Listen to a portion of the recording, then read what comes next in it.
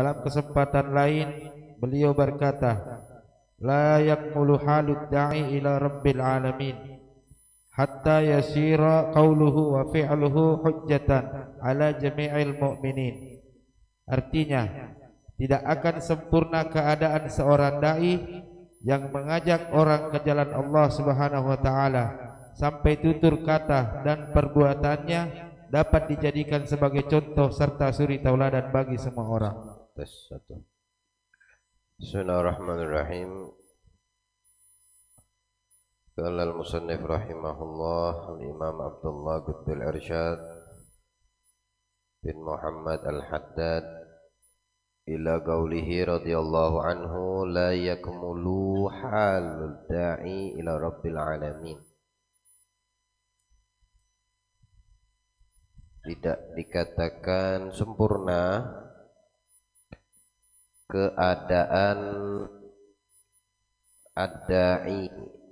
Ad-da'i di sini bukan seperti yang sudah pembahasan kita lalui, orang yang mengaku ya, yang mengaku-ngaku ini dan itu. Tapi ad-da'i yang dimaksudkan di sini al-muballigh syari'atihi wal mubayyin ma'alimu dinihi. Di sini Imam Haddad menerangkan kepada kita sekalian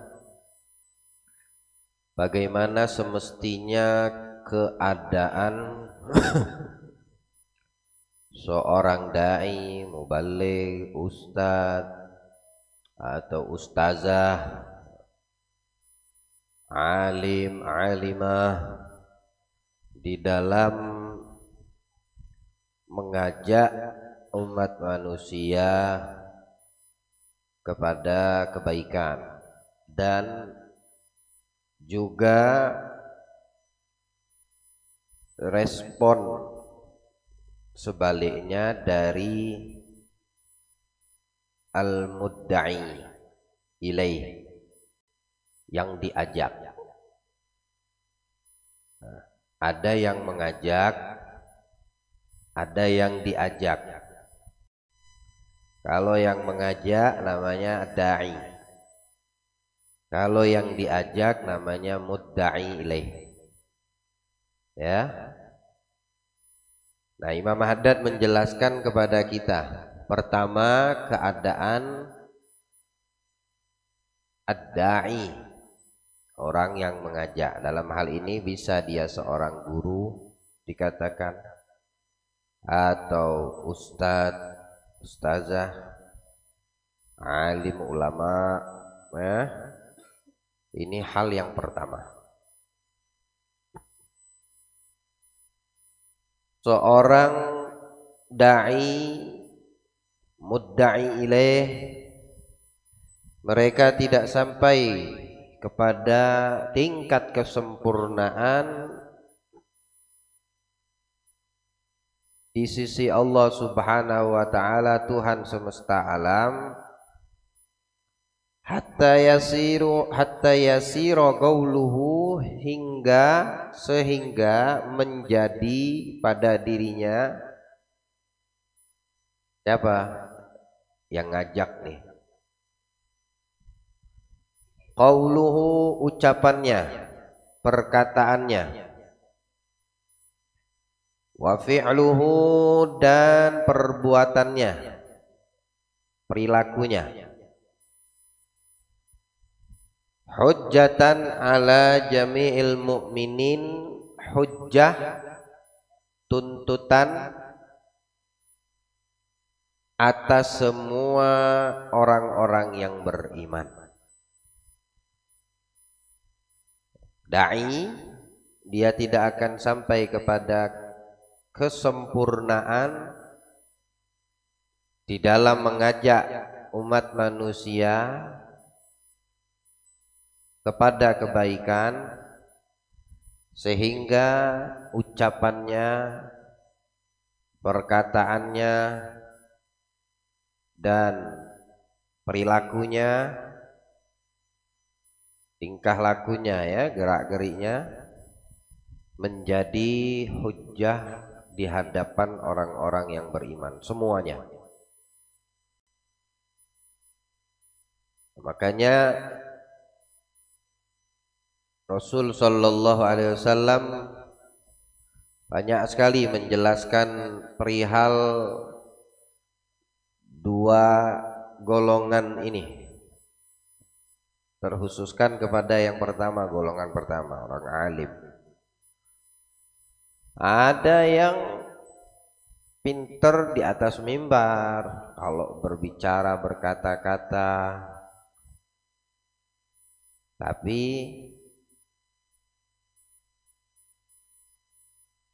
fi'ilnya, kesehariannya, tingkah lakunya bertolak dengan apa yang diucapkan.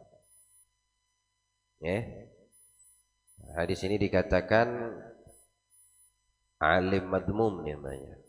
Ini guru atau ulama yang di mata Allah hina. Yang diucapkannya, yang disampaikannya itu tidak salah, betul, tapi terhadap ucapan perkataannya tidak dia amalkan. Tidak ada di dalam diri yang berucap. Seorang ustadz ini, guru ini. Hadir majlis, jangan tinggalkan majlis. Enggak tahu dia enggak hadir. Sholat jamaah, jangan sholat sendirian, dirikan sholat, jangan tinggalkan sholat. Dia tidak melakukannya. Hati-hati dengan perbuatan zina haram, tidak tahu dia melakukan. Na'udzubillah. Jangan suka buka aib orang, ngomongin orang. Dialah nomor satu yang buka aib dan kekurangan orang lain. Kalau bicara, berkata, mengeluarkan hadis, mengeluarkan ayat-ayat Al-Quran, fasihnya Masya Allah, dan yang diucapkan itu tidak salah, tapi di dalam tatbik pelaksanaan apa yang dituturkan, diucapkan tidak ada padanya. Ya, ada yang mengucap ucapan dan perbuatan sesuai, amalnya iya, yang diucapkan sesuai dengan apa yang diamalkan. Nah, ini namanya alim fadil, yang mendapatkan keutamaan di sisi Allah. Nah, yang seperti ini yang nanti satu derajat tingkatnya di bawah para nabi dan rasul nanti di hari kiamat. Ulama yang seperti ini, guru yang seperti ini, ustadz yang seperti ini, ustadzah yang seperti itu, ya, dai yang seperti ini. Karena dia menyampaikan apa yang disampaikan oleh Nabi Muhammad, melanjutkan, ya, estafet apa yang dibawa dan disampaikan oleh Nabi Muhammad. Maka penting bagi seorang dai, seorang mubaligh yang menyampaikan itu harus dia terlebih dahulu terhadap yang disampaikan mengamalkan. Ya, harus ada pada dirinya.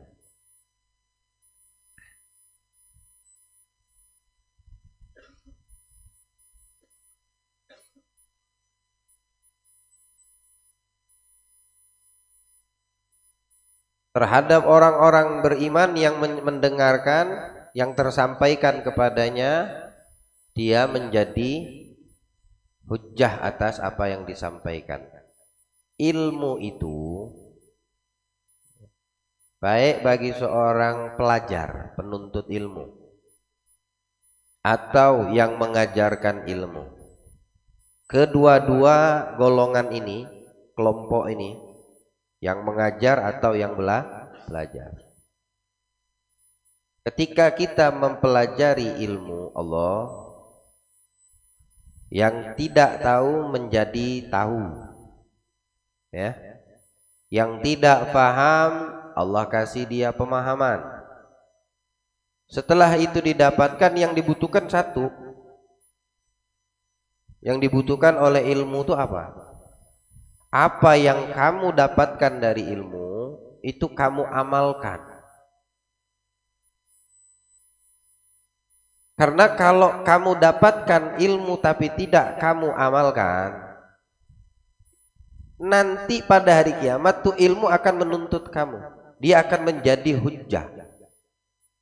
Dia akan memberatkan kamu. Kenapa kamu tahu tapi tidak kamu mengamalkan? Kenapa kamu bisa menyampaikan tapi tidak kamu amalkan?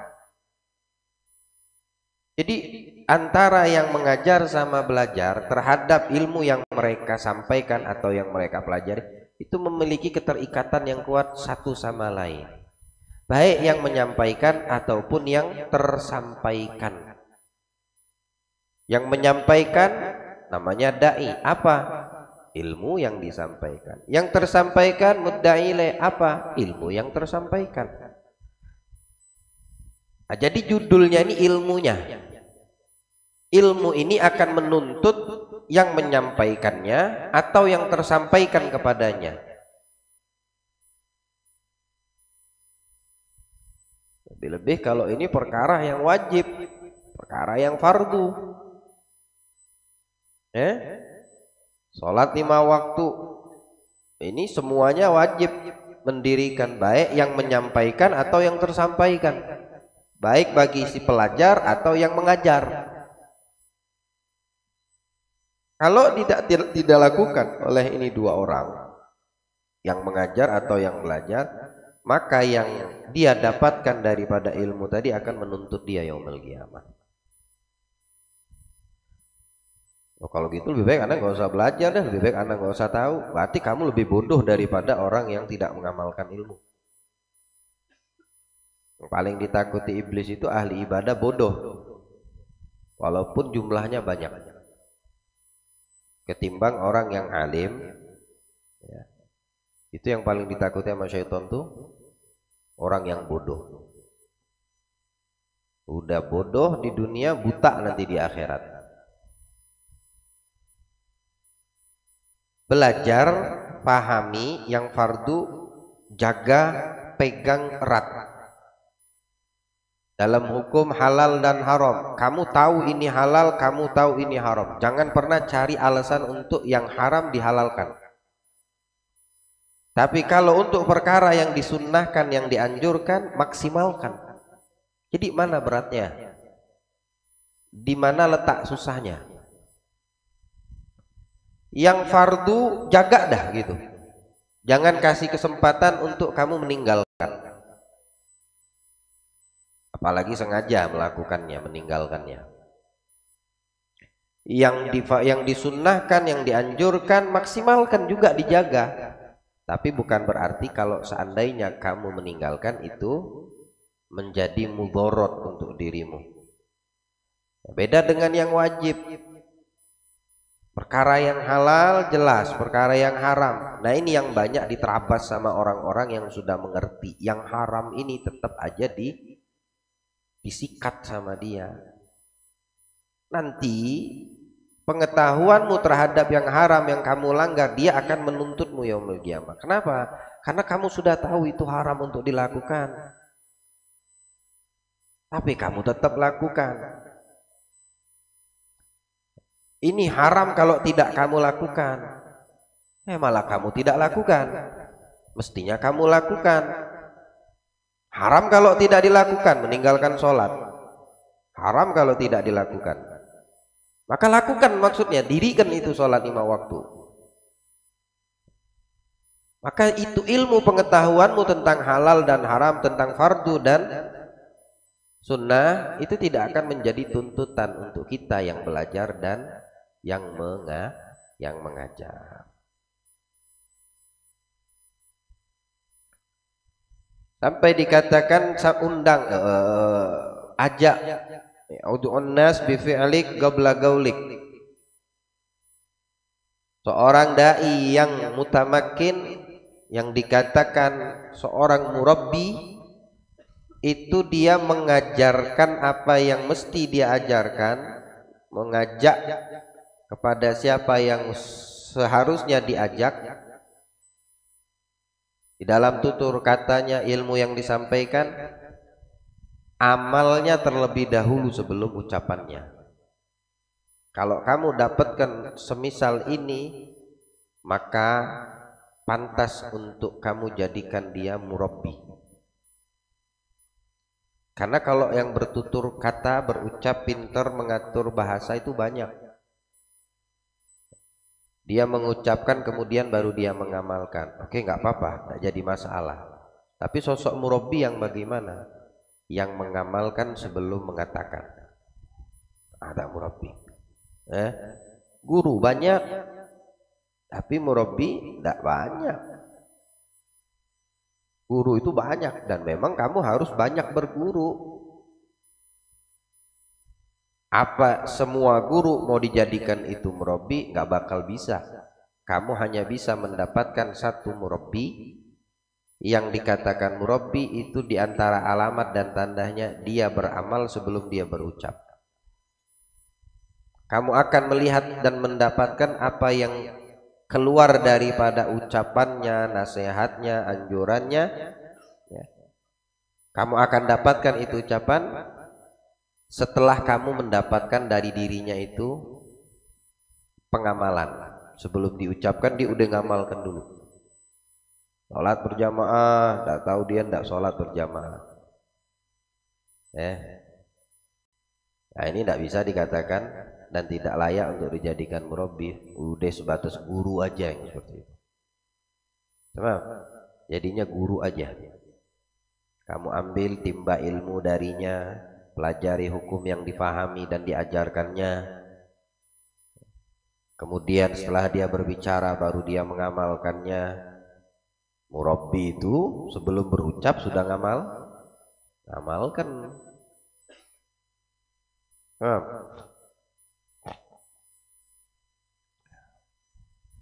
Lantas apa yang dibutuhkan oleh seorang dai yang semestinya ada pada diri mereka, orang-orang yang mengajak kepada kebaikan, ya, seperti yang Allah firmankan dalam Al-Quran, ud'u ila sabil rabbi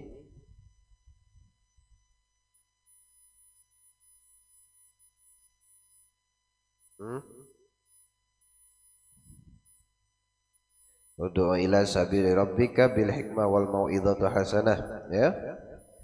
Qul hadhi sabili ana wa man ittaba'ani. Ad'u ila Allah ana wa man ittaba'ani. Ini katakan Muhammad, ini jalanku.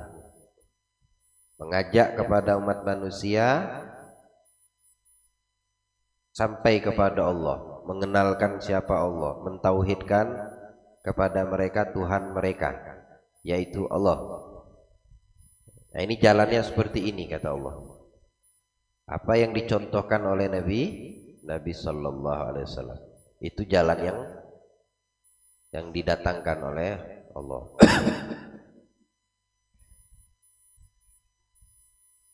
Nah, jadi yang pertama harus ada pada seorang dai. Kamu yang saat ini belajar, mungkin saat ke depan nanti kamu mengajar. Kamu mungkin ke depan dipanggil ustadz, ya? Atau yang di pesantren, yang lagi ta'lim, yang lagi belajar. Selesai daripada masa belajarnya, balik dia ke kampung, dia buka majelis, dia mengajar. Orang taunya kamu berilmu, apalagi kamu mengajar. Ketika itu didapatkan pada dirimu, kamu akan dipanggil ustazah, ustadz. Maka yang perlu ada pada sosok seorang dai yang pertama apa? Mutta'asiyan bin Nabi. Dia harus mempunyai ikatan kuat dengan Nabi Sallallahu Alaihi Wasallam. Kenapa? Karena yang akan disampaikan itu dari seorang muallim, seorang guru, seorang dai, seorang muballigh, seorang ustadz atau ustazah, apa yang menjadi visi misinya Nabi Muhammad SAW diutus, itu yang akan disampaikan. Maka si dai mesti pertama yang harus ada pada diri di dalam hatinya apa? Ar-rabithah, ya, rabithatun bin Nabi, ikatan yang kuat dengan Nabi. Kalau tidak memiliki ini, maka dia akan mengajak manusia bukan bukan ke jalan Allah, tapi naudzubillah dikhawatirkan ke jalan syaitan. Kok bisa seperti itu? Ya, ilmu yang ada pada mereka bawa dengan nafsunya, dia bawa dirinya sendiri, dia tidak ada ikatan dengan Nabi gitu. Jadi dia bawa diri sendiri, bukan bawa Nabi. Nah, ini yang dikhawatirkan Nabi, itu namanya ulama su. Nanti dia alim, ulama, berilmu, Quran hafal, hadis banyak di kepala dia, di hafalannya, cuma meriwayatkan aja dia. Tapi kalau dia punya ikatan kuat dengan Nabi, karena Nabi yang pertama kali, dan itu memang visi misi Nabi yang diutus oleh Allah, maka dia tidak akan melenceng. Tidak bakal dengan ilmu itu yang ada pada diri seorang dai, seorang dipanggil ustadz, ulama, dia tidak akan melenceng. Kenapa? Karena dia akan setiap ucapan, setiap langkah, setiap gerak-geriknya dia mempunyai ikatan dengan Nabi Shallallahu Alaihi Wasallam. Tidak bakal dia berani melenceng, tidak bakal dia keluar, karena ilmunya terikat dengan sosok manusia mulia yang membawa ilmu, yang mengajak, dai namanya. Wada'iyan ilallah biiznihi wasirajan. Ada siapa dai yang dimaksud? Wada'iyan ilallah. Siapa? Nabi Muhammad. Ya, maka dai harus pertama langkah yang harus ditanamkan dalam benaknya, dalam dirinya, apa? Mutarabitan bin Nabi, ya, keterikatan kuat dengan Nabi. Yang kedua, aliman biman hajid dakwah ila dinillah. Dia harus mengetahui, memahami manhaj,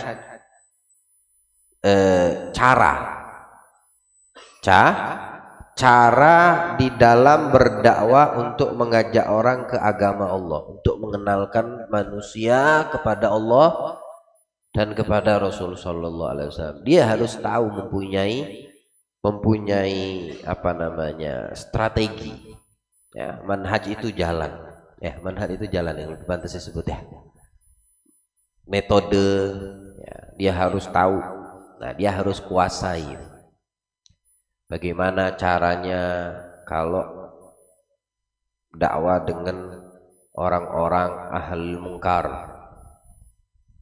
ya. Dai itu tidak boleh pilih-pilih. Mana boleh dia pala pilih dalam berdakwahnya. Aneh mau datangnya ke VIP aja dakwah aneh. Aneh datangnya ke orang tajir aja ada dakwahnya. Mana bisa seperti itu? Kalau dia punya pikiran seperti itu, berarti melenceng dia daripada pemimpinnya dai, Nabi kita Muhammad. Nabi Muhammad sama orang penyembah berhala, penyembah api, semua didatangnya mana? Ya. Tapi ada uslubnya, ada metodenya, ada manhajnya, ada jalannya, ada cara-caranya. Ya, harus tahu, seorang dai harus memahami. Itu yang kedua. Yang ketiga, arifan bi uslubihal hakim. Dia harus tahu cara untuk bisa mengambil hati siapa yang diajak. Dakwah datang ke tempat orang yang suka judi, nyabung, mabuk-mabukan, tempat mungkar. Sampai di situ bilang, ada haram, bakal kau masuk surga, baumu bau neraka jahanam. Kira-kira orang bisa terima itu? Ya. Kamu dijadikan ayam kalau seandainya dakwah di tempat sabung ayam kayak gitu. Kalau dakwahnya di komplotan orang lagi mabuk-mabuk, kamu dicekokin bisa sama dia. Ya. Nah, dia harus tahu metode, strategi, caranya. Itu kalau seandainya mendapatin ada sosok ulama alim masuk ke tempat seperti itu, ya, jaga deh hatimu, ya, jaga hatimu, jangan sampai kotor busuk hatimu gara-gara dia masuk ke tempat atau ke sarang misalnya narkoba. Boh, guruku kok beli sabu, misal. Kok beli narkoba? Mana boleh kamu seperti itu. Tidak usah kau urus urusan mereka orang-orang yang seorang dai ingin lain kalau kamu lihat dia lagi make. Ya, dakwah ke tempat markas orang minum-minuman. Kamu nggak bisa mendirikan hujjah kecuali kamu melihat dia minum, ikut minum juga. Tapi setelah kamu memastikan, mungkin saja yang diminum itu air putih. Ya, tak bisa kita, oh itu mabuk-mabukan. Guruku masa masuk ke tempat itu. Ya. Cuma alangkah bagus juga bagi seorang dai menghindari suudzon orang dari untuk dirinya. Menghindari, jangan sampai orang yang nggak paham berburuk sangka dengan dia. Gara-gara dia masuk misalnya diskotik, si ulama masuk diskotik, kamu tidak masuk itu bisa, walaupun tujuanmu berdakwah. Apakah harus kamu yang masuk? Masa tidak ada cara yang lain? Nah ini harus dikuasai metodenya. Mungkin libatkan aparat, mungkin libatkan siapa yang memiliki kuasa di situ yang bisa didengar sama tempat orang-orang ahli maksiat di situ. Tidak harus kamu yang masuk. Kalau kamu masuk ke situ pun harus kamu yang masuk. Jangan kamu sendirian. Nanti ada yang melihat dan timbul buruk sangka terhadap dirimu. Coba. Masuk misalnya naudzubillah ke tempat pelacuran sendirian, kebetulan dilihat sama muridnya. Nah, kamu menimbulkan daripada prasangka atau dugaan yang salah terhadap ya kamu penyebabnya, itu harus dihindari. Jauhi kata Rasul sallallahu alaihi wasallam dugaan atau prasangka mawadi'ut tuham, dugaan yang tidak semestinya terhadap dirimu. Jauhi itu, artinya jangan kamu menjadi sebab orang berburuk sangka dengan padahal niat kamu bagus. Ada yang seperti ini, kejadian-kejadian seperti ini sampai satu kampung menilai dia karena dia orang tipenya nggak mau tahu. Yang penting aku di mata Allah, Allah yang membutuhkan untuk tahu, bukan manusia. Ada tipe dai seperti itu. Ketahuannya kapan? Setelah mati. Ya, pernah kisah kan masuk ke tempat pelacuran, semua kamar-kamar perempuan yang tidak beres ini di-booking sampai pagi. Dia habiskan hartanya semua untuk jangan sampai ini perempuan-perempuan tersebut berzina. Setiap ada laki-laki hidung belang mau masuk, nggak bisa, saya sudah dibayar sama fulan sampai pagi, nggak ada jatah untuk orang lain. Padahal dia tidak masuk ke situ, dia cuma membayar berapa kamu sampai jam tutup. Setiap perempuan ini sarangnya nih. Nah dia masuk itu ketahuan sama orang kampung, akhirnya sekampung ngecap dia tidak bagus. Sampai meninggal dunia baru dapat penuturan pengakuan daripada mereka yang bertobat dari perempuan-perempuan yang tadi, yang tidak baik tadi. Nah, sama sekali dia tidak, bahkan dia habiskan hartanya untuk sewa kami waktu mulai jam kerja sampai jam tutup kerja kami, untuk tidak ada laki-laki hidung belang datang kepada kami. Ya. Misal berapa, sejuta satu hari dibayar, tapi tidak boleh terima laki-laki. Akhirnya apa? Akhirnya tidak ada lagi laki-laki yang hidung belang ini yang suka berzina ini setiap malam datang. Kenapa? Udah teboking terus setiap malam waktunya. So, ada 10 misalnya tadi, ada 10 perempuan, 10 itu dibayar sama dia. Habis hartanya cuma untuk menyelamatkan laki-laki yang suka berzina dan perempuan yang memang menjual dirinya. Tapi ketahuannya kapan? Ketika ini orang sudah mati.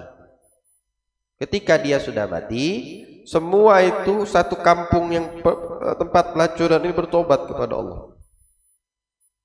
Kenapa? Yang dibayar sama itu seorang wali ini tadi, ini wali yang seperti ini, melebihi daripada umumnya hasil yang mereka dapatkan dalam satu hari satu malam tuh, jam kerja mereka dilipat gandakan sama dia. Dia kalau sehari cuma dapat misalnya 100.000, dibayar sama ini wali ini 1 juta. Taunya ketika sudah meninggal. Makanya kalau pengen dakwah ke tempat seperti itu ya jangan sendirian, agar menghindari daripada dugaan orang, ya. Ajak orang, ya. Yang diajak juga jangan yang enggak siap. Kalau yang diajak yang enggak siap, kamu keluar, dia mantep di sana. Iktikaf dia malah jadi. Wahaya seperti itu. Kalau kamu ngajak orang lain muridmu sekira bakal mudorot sama dia, tidak usah diajak. Masuk ke tempat bandar narkoba, dakwanya ke sono. Pas keluar gurunya, muridnya tidak ikut keluar, rupanya diangkat dilantik jadi wakil bandarnya. Tidak bagus seperti itu. Jadi harus tahu uslubnya. Tidak harus kamu ajak masyarakat, ajak orang tetangga-tetangga, warga sekiranya mereka itu tidak suka. Jangan kamu sendirian, ya. Yang keempat, mukhlishon fid da'watihi lillahi ta'ala. Ini harus ada pada sosok dai. Jangan mengharapkan di dalam berdakwahnya itu kecuali ikhlas hanya Allah semata. Ya. Tidak boleh mengharapkan yang lain selain Allah, jangan. Ya, mukhlisin alahuddin, untuk agama Allah harus ikhlas. Jangan mengharapkan bayaran dan upah.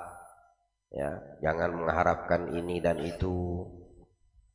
Kalau seandainya kamu mampu, kamu sehat dan kamu memang bisa, penuhi dakwah tersebut panggilan. Jangan pilih-pilih. Oh, kalau ke sana amplopnya kecil, upahnya gitu, ya sudah kamu aja deh, diutusnya guru yang lain. Tapi kalau di sono, oh itu besar, itu yang manggil pejabat tuh, misal tadi. Dia yang turun, berarti ini ada embel-embel. Tahu embel-embel nggak? Ada apa namanya? Salah niatnya udah. Iya, harus seorang dai itu ikhlas. Yang kelima, yakunu gaul musaddiqan li fi'li, hendaknya yang diucapkan itu membetulkan pengamalannya, amalnya. Yang diucapkan itu sesuai dengan yang diucapkan itu membetulkan apa yang mesti dilakukan di dalam pengamalannya, dan pengamalannya itu sesuai dengan ucapannya. Nah, ini harus ada pada seorang dai, ya. Yang berikutnya, wala yarju fi hammadhun madih. Tak boleh, jangan berharap dipuji. Kan manusia suka dipuji. Puji sekali senang gitu. Karena kalau kamu di ruang lingkup orang yang suka memujimu, itu orang kurang baik. Kenapa? Karena yang kekurangan ada pada dirimu tidak dikasih taunya. Bagaimana kamu memperbaiki diri? Yang akhirnya terjadi kamu apa? Selalu merasa dirimu baik. Ya. Selalu merasa dirimu baik. Seorang alim ceritakan tidak mau dia berbaur dengan umat manusia. Menyendiri. Padahal dia berilmu. Enggak ada yang bertanya, kenapa nggak mau? Kamu tuh dibutuhkan. Kamu seorang alim. Ngapain aku duduk sama kalian? Yang kalian lakukan pujian terus kepada saya. Kekurangan saya tidak pernah kalian kasih tahu. Mending aku duduk sendiri dan aku introspeksi diriku, apa banyak kekurangan pada diriku. Ya tuh. Ya. Dia mencari kekurangannya, yang dia dapatkan selalu pujian dari orang di sekitarnya. Maka dia tidak dia menganggap itu bukan sohibnya, bukan teman-temannya, bukan orang-orang baik di sisinya, karena muji terus. Muji terus. Jangan kita berharap pujian di dalam berdakwah. Tidak boleh dari sosok dai seperti itu. Orang memujimu kalau memang itu tidak ada pada dirimu atau ada memang pada dirimu, mohonlah kepada Allah jangan sampai itu membuatmu terbengkalai, lupa, lalai, membuatmu menjadi bangga dengan pujian. Seandainya tidak ada pada dirimu dari pujian orang, mohonlah kepada Allah agar tidak dibukakan dari kekurangan. Ya, Allah masih memberikan sitarnya, ditutupi kekurangan. Terhadap pujian orang kepada kita itu kadang-kadang belum tentu betul. Makanya jangan suka dan senang dipuji. Nanti kamu timbul ujub. Padahal apa yang kamu dapatkan dari pujian tersebut belum tentu ada pada dirimu dari pujian orang. Jangan kita senang dipuji. Tapi kalau kita dimaki, senenglah kamu. Ada orang maki-maki kamu, mengatakan kamu begini, begitu. Jangan kamu marah, mesti kamu berterima kasih. Ali Zainal Abidin itu, cucu Rasul SAW, datang seorang Yahudi, kalau tidak salah Yahudi datang, dimaki-maki di depan jamaah ya. Di depan kita pengikut Imam Ali semua. Engkau ini begini, begitu. Ini udah mau marah aja nih. Biasa kan begitu namanya, kadang-kadang murid itu kalau dapat gurunya diginiin, digituin, tidak terima gitu ya. Mulai langsung gini murid-muridnya, langsung gulung tangan. Kata Imam Ali, jangan bergerak, diam aja. Selesaikan dia dari maki-maki, bukan puji-puji, maki-maki. Udah selesai, udah gini. Akhirnya Imam Ali mengeluarkan uang satu kis uang buat ente dan dilebihkan lagi rasa terima kasihnya. Aku berterima kasih atas makianmu karena aku mengetahui banyaknya kekuranganku, dan ini satu lagi kantong ucapan terima kasihku. Kenapa? Karena masih banyak yang belum kamu ketahui dari kekuranganku. Padahal yang dimakinya itu tidak ada sama sekali pada dirinya, tapi beliau tidak pernah mengatakan aku tidak pernah melakukan itu, tidak. Ya, kembalikan kepada Allah, selalu minta perlindungan kepada Allah. Jangan sampai yang tidak pernah dilakukan kemudian difitnah sama orang, suatu saat dilakukannya. Dia berterima kasih kepada yang maki-maki ini tadi. Lalu yang Yahudi ini bertanya, siapa ini orang? Kok mukanya tidak berubah saat ku maki? Mukanya itu tidak berubah, wajahnya tidak berubah. Nah, kita kalau dimaki orang, dari senyum merengut, ya berubah, alis mulai turun naik, ya. Tangan gemeter sudah mulai ini. Kalau kita dimaki-maki, ya enggak? Imam Ali tidak berubah sama sekali, wajah rautnya tetap syahdu, tetap senyum, walau ada perubahan sama sekali. Dimaki sama, dipuji sama, begitu. Tanya siapa? Ada Imam Ali Zainal Abidin Ibn al-Husain bin Ali bin Abi Thalib Fatimah Zahra binti Rasul. Oh, baru dia tahu ternyata yang dimaki dia nggak tahu nih orang siapa yang dimakinya, belum tahu. Ketika dijelaskan seperti itu, baru dia ngulurkan, asyhadu annaka abna'i Rasul. Aku bersaksi kamu memang anak keturunan Rasulullah. Ya, ini masuk Islam ya.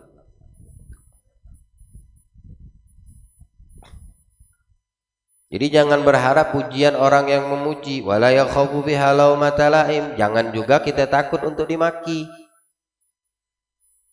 Pujian jangan harapkan itu. Dimaki jangan takut dengan itu makian. Lempeng aja sudah. Ini harus ada pada sosok dai.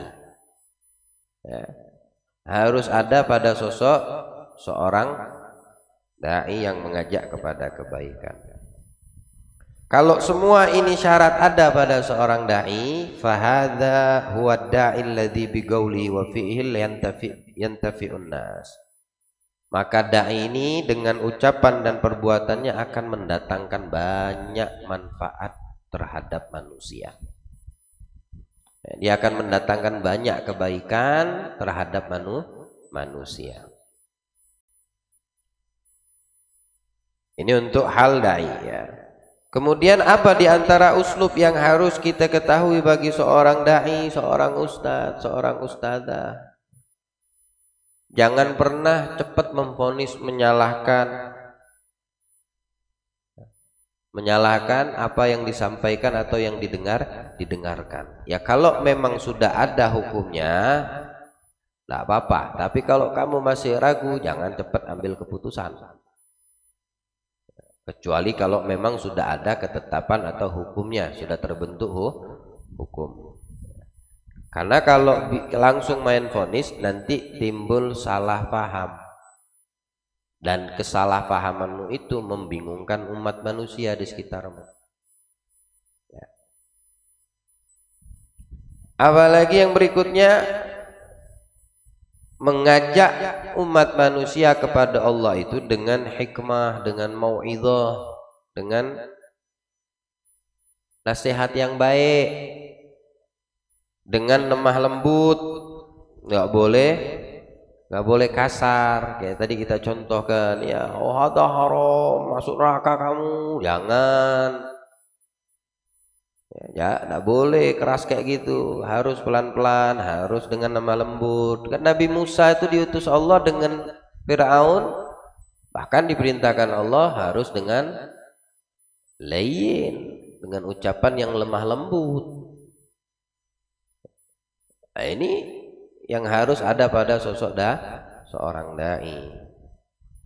Ada kalanya ya, ada kalanya dengan cara keras.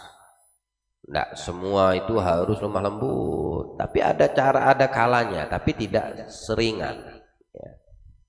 Tergantung kondisi keadaan. Lihat ahwal orang yang ada di sekitarnya ini, yang mad'u ilaih ini, yang diajak ini tadi. Karena ada kalanya dengan lemah lembut tidak mempan, dikerasi baru mempan. Ya, beberapa hikmah yang sebelumnya udah kita lewat. Ente nangkep perampok, ya, nangkep perampok lemah lembut, ente dikilani sama dia. Atau aparat nangkep perampok dengan lemah lembut. Ini aparat dikilani sama dia, dicitak palanya sama lu. Kok aparat kayak gini? Umpama. Karena nih orang nggak bisa dilemah lembuti, harus dipelintir tangannya. Ya, harus kakinya didupak biar jatuh, disenderkan di bumi, ditekan pakai apa itu? Lihat bagaimana cara nangkap gitu ya. Kalau nggak kayak gitu, ya kabur dia. Atau enggak dia akan mengatakan, loh ini aparat pengecut ini, bisa aku kilani katanya. Ya. Ada perampok atau nangkep preman yang si aparat ini tadi dengan lemah lembut. Tak borgol tanganmu ya, coba ngadep belakang, ngadep dinding ya, tangannya kamu pelintir sendiri aja lah gitu. Nah, kilaninya itu aparat. Tapi kalau dia dapat ini preman aparatnya yang jago bela diri misalnya tadi, kan dia mau membela diri juga nih si preman sebelum ditangkap. Waktu dia mau mukul, tangkapnya tangan dipelintir sama dia, ya didorongnya gini, langsung don ini Pak, bandit satu ini. Nah, begitu juga kita di dalam dakwah. Ada kalanya memang seperti itu gambarannya, tapi tidak kepada semua orang. Karena dengan lemah lembut itu lebih menyentuh. Orang dinasihati lebih menyentuh. Makanya di situ Allah mengajarkan bil hikmah wal mau'izatul hasanah. Apa maksud al-hikmah di sini? Uslub yang pantas untuk diberikan kepada yang diajak. Metode yang sesuai dengan keadaan dirinya. yang diajak untuk bisa dekat kepada Allah dengan lemah lembut. Contohnya, kalau dia seorang pejabat, orang yang memiliki kedudukan, ya dengan lemah lembut, dengan tutur kata yang bagus, ya. Kalau seandainya yang diajak ini orang yang kaya raya, tetap dengan lemah lembut, arahkan dia untuk memenuhi hak-hak hartanya, ya. Kemudian memperhatikan orang-orang yang tidak mampu, arahkan ke situ. Lihat siapa yang diantar ajak dakwah. Oh, kalau orang yang nggak ngerti urusan agama, kasih dia semangat, biar dia hadir terus, belajar terus, jadi paham dan tahu hukum ilmu. Karena dia nol, nggak ngerti, dikasih semangat. Apa yang membuat dia semangat untuk hadir, itu yang kita ajak. Bahkan memberikan satu hadiah itu kadang-kadang lebih membekas, dan itu juga bagian daripada dai mengajak. Dia nggak ada sarung, dia nggak ada koko, tapi dia semangat. Atau dia nggak terlalu semangat, dengan dikasih itu dia semangat. Kasih, itu dakwah itu namanya. Wah, anak dikasih sama guru aneh ini sarung, biar aneh semangat, biar anak nggak kecil hati. Soalnya aneh kalau seandainya hadir majelis pakai ijas terus, pakai dasi, salah.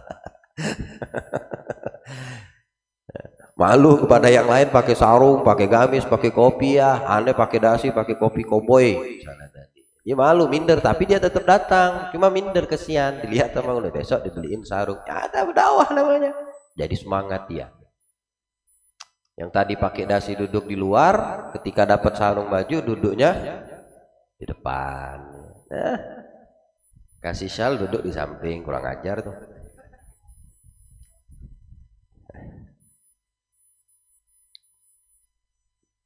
Apalagi kalau dikasih mama, antum bayangkan sendiri.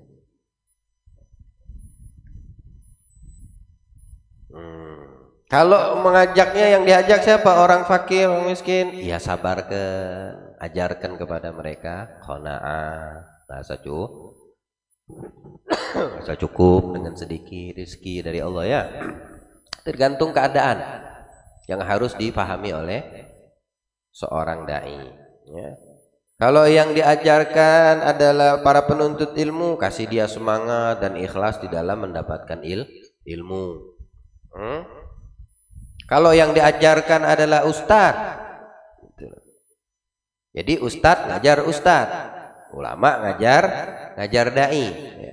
Maka yang harus ditanamkan kepada dia apa? Badlul majhud, artinya pengorbanan untuk yang kamu ajarkan, untuk murid-muridmu. Kamu harus berkorban, memberikan yang terbaik darimu untuk murid-muridmu. Ya, ini yang harus diajarkan kepada para muallim. Kalau terhadap perempuan, kaum wanita, ya apa diajarkan?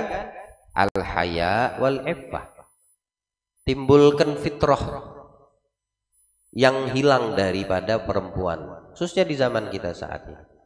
Ya. Perempuan di zaman kita saat ini malunya sudah hilang. Menjaga kemuliaan dirinya itu sudah hilang dari dirinya. Sifat malu udah nggak ada. Sedikit kamu akan mendapati perempuan yang masih menyimpan sifat malu, dan akan banyak kamu dapetin perempuan yang menampakkan atau memiliki sifat malu-maluin. Kalau sifat pemalu itu fitrahnya perempuan. Kasih tahu dia malu kalau seandainya aurat terbuka. Ya. Malu kalau seandainya kita keluar tanpa izin suami. Mesti ada sama malu karena Allah. Ya. Kalau tidak seperti itu, dia akan berkelanjutan dengan akhlak jeleknya. Kemudian masalah iffah, memuliakan dirinya, menjaga kehormatannya, itu harus ditimbulkan lagi kalau mengajak kepada perempuan. ya, dakwah kepada mereka. Nah, yang diajak pun harus mempunyai apa namanya sikap. Kalau tadi yang dijelaskan adalah yang mengajak, ini sekarang yang diajak bagaimana? Ya. Yang diajak ini, dia harus bisa respon. Kamu diajak kepada kebaikan, kamu harus merespon itu kebaikan dengan baik juga. Nah, itu tadi kalau ada sifat malu pada dirinya, malu kepada Allah, malu kepada Nabi SAW, itu akan timbul mudah bagi dia untuk melakukan apa yang diajak dari gurunya terhadap dirinya. Tapi kalau sudah sifat malunya hilang, ya susah dia. Dia tidak bakal merespon balik. Harus ada timbul balik antara yang mengajak dan yang diajak. Dan itu keuntungannya untuk kamu yang diajak. Masing-masing menguntungkan dirinya. Yang mengajak menguntungkan dirinya. Ya, di sisi Allah kalau dia memenuhi standar itu tadi yang syarat-syarat disebutkan, yang diajak juga menguntungkan dirinya kalau dia mau diajak, ketika sifat malu ada pada dirinya, sifat untuk menjaga atau memuliakan harga dirinya, kehormatan dirinya ada pada dirinya. Itu akan memuliakan yang diajak. Kalau hikmah yang sebelumnya apa dibilang? Minimal kita ada pada diri yang diajak itu hikmah yang keberapa itu ada? An-naimu yugad wal ghafil yudzakkar. Minimal ada itu. Coba hikmah yang ketiga atau keempat kah? An-naim yugad wal ghafil yudzakkar. Wa man lam yujdi fihi tadzkir wala tanbih bahwa mayyit. Minimal kamu jangan jadi seperti itu yang diajak gitu. Kalau kamu itu tidur saat dibangunkan, ya bangun. Kalau kamu itu ghafil, lupa, diingatkan, tanabbu, tadzakir, tadzakkar, mau diingetin. Kamu tidur dibangunin, ya bangun. Kamu lalai, kamu ghafil, diingetin, ya inget gitu. Kalau dua-duanya tidak bisa ada pada dirimu yang diajak, mudda'i ilaih namanya, maka Anda dikatakan mayit. Mayit itu mau dibangunkan nggak bangun, mau diingetin nggak bisa diingetin karena udah mati gitu loh ya. Minimal harus ada pada mudda'i ilaih. Kita diajak sama guru kita, diajak sama orang-orang yang dekat sama Allah, itu minimal harus ada pada diri kita. Karena ya kita tidak bakal bisa selalu ingat, tidak bakal bisa kita terus-terusan tidur. Ya, mungkin banyak tidur kita, artinya banyak kita nih lupa kepada Allah. Diingatkan, diterima, sambut itu dengan baik, dibangunkan, jangan marah gitu. Ya kalau seandainya kamu dibangunkan marah, diingatkan kamu tidak terima, ya mayit, kamu tidak bakal mendapatkan kebaikan. Ini untuk mudda'i ilaih, yang diajak, yang didakwahi gitu. Harus ada timbul balik ya. Keuntungannya bagi siapa? Masing-masing. Yang mengajak dai dapat keuntungan di sisi Allah kalau dia memenuhi syarat-syaratnya tadi, ada ikhlas, tahu uslub ya. Yang diajak mudah itu juga menguntungkan bagi dirinya. Kalau seandainya perempuan, dia ada rasa malu pada dirinya, dia ingin selalu menjaga kehormatan dan muruahnya. Lalu ketika dia diingetin, dia mau. Kalau dia tidur dibangunin, dia kagak marah, maka menguntungkan bagi dirinya. Dua-duanya menguntung, mendapatkan keuntungan ya. Allah selamatkan kita insyaallah ya dari fitnah zaman ya. Selalu dijaga kita ya, dai kita dijaga, ulama kita dijaga sama Allah ya. Di dalam dakwah mereka selalu diberikan kemudahan, ikhlas karena Allah ya, tidak takut untuk dikatakan atau dimaki yang tidak betul, tidak juga mengharapkan pujian dari siapapun ya. Yang diajak mudah-mudahan senantiasa mau diajak, kemudian kalau diingatkan mudah-mudahan cepat untuk menerima sehingga tidak dikatakan dia mayit. Yang perempuan mudah-mudahan Allah timbulkan lagi rasa malu pada dirinya ya.